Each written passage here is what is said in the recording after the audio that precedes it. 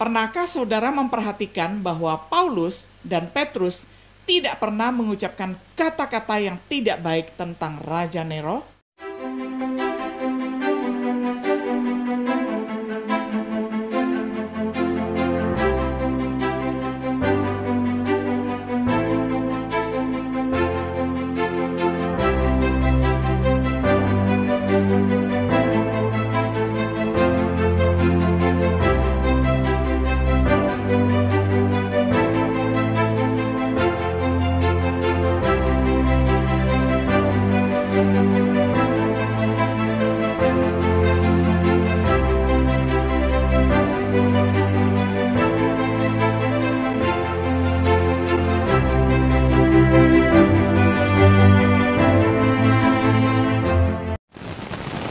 Shalom, sahabat Biblika yang dikasih oleh Tuhan. Sungguh senang kita dapat berjumpa kembali di dalam acara Refleksi Sahabat Biblika. Pada hari ini kita tiba pada episode yang ke-68 di dalam serial pembahasan kitab Injil Markus dengan tema Tugas Kita Kepada Allah dan Negara. Saya akan bacakan firman Tuhan untuk kita semuanya dari Injil Markus pasal 12 ayat 13 sampai 17. Saya akan bacakan untuk kita semuanya di dalam terjemahan sederhana Indonesia. Lalu pemimpin-pemimpin Yahudi menyuruh beberapa orang dari kelompok Farisi dan beberapa orang teman Raja Herodes mendatangi Yesus. Mereka datang dengan tujuan menjebaknya, membunuh Yesus supaya dia melawan.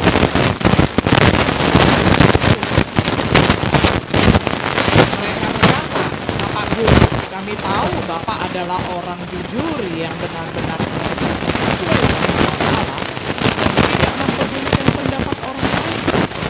Pak Guru tidak mengubah ajaran Bapak supaya dipuji oleh orang yang punya pangkat.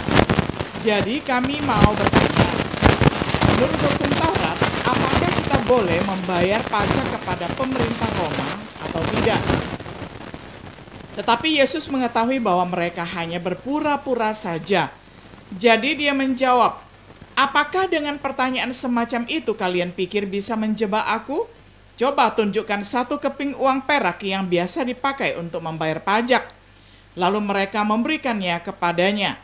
Dan dia bertanya, "Ukiran muka siapa yang ada di sini? Dan nama siapa yang tertulis di sini?" Jawab mereka, "Raja Roma."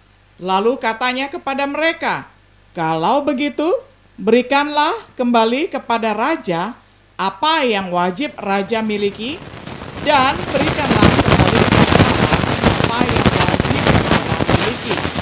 Mendengar jawaban itu, mereka pun heran.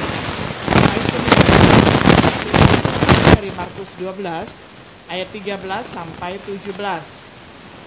Sahabat Biblika yang dikasih oleh Tuhan, mengajar di Bait Suci pada hari Selasa minggu terakhir, kita telah melihat bagaimana otoritas Yesus dipertanyakan oleh para pemimpin agama Yahudi.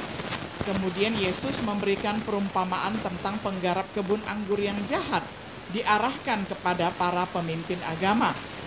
Yesus kemudian didekati oleh orang Farisi dan Herodian, bermaksud untuk membuat dia bermasalah dengan pihak yang berwenang.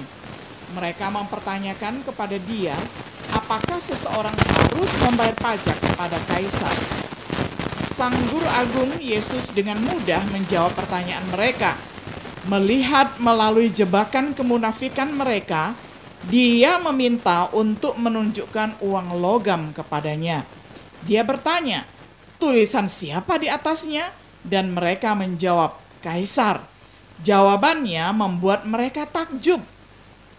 Jawaban Yesus mengungkapkan bahwa kita memiliki tanggung jawab kepada Allah maupun kepada negara. Ada hal-hal yang harus kita berikan kepada kaisar ataupun kepada negara. Ada hal-hal yang harus kita berikan kepada Tuhan. Apa tugas kita kepada Tuhan dan negara? Dalam studi reflektif kita kali ini, kita akan mengulas apa yang diajarkan Alkitab tentang tanggung jawab kita sebagai warga negara dan sebagai murid. Kita mulai dengan yang pertama, tugas kita kepada negara, yakni membayar pajak.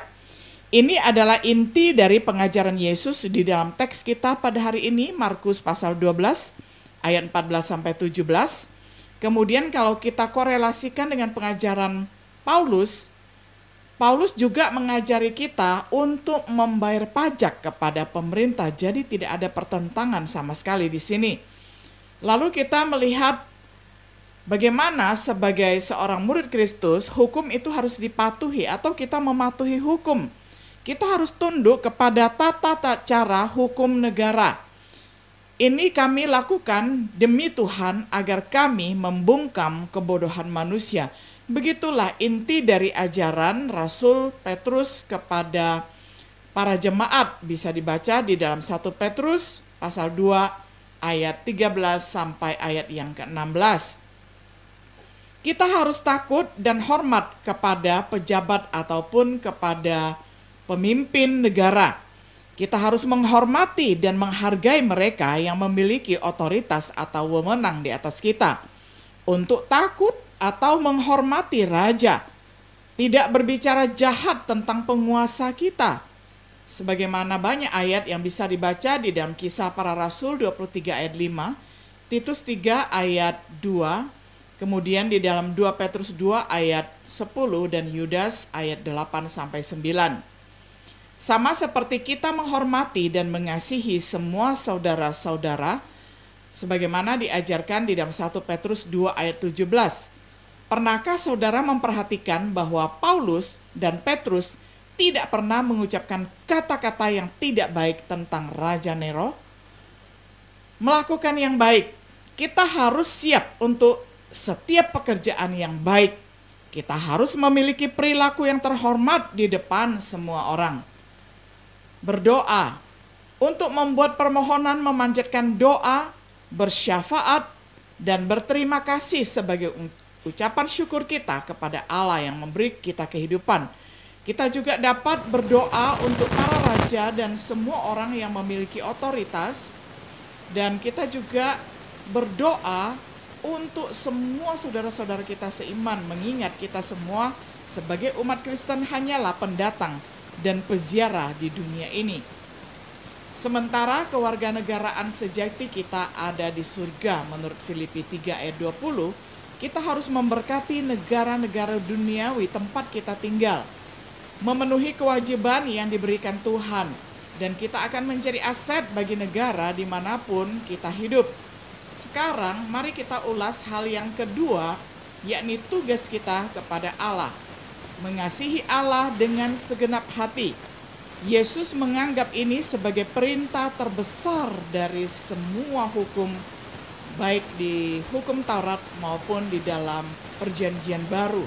Semuanya itu diringkaskan dengan mengasihi Allah dengan segenap hati, segenap jiwa, segenap kekuatan, segenap akal budi.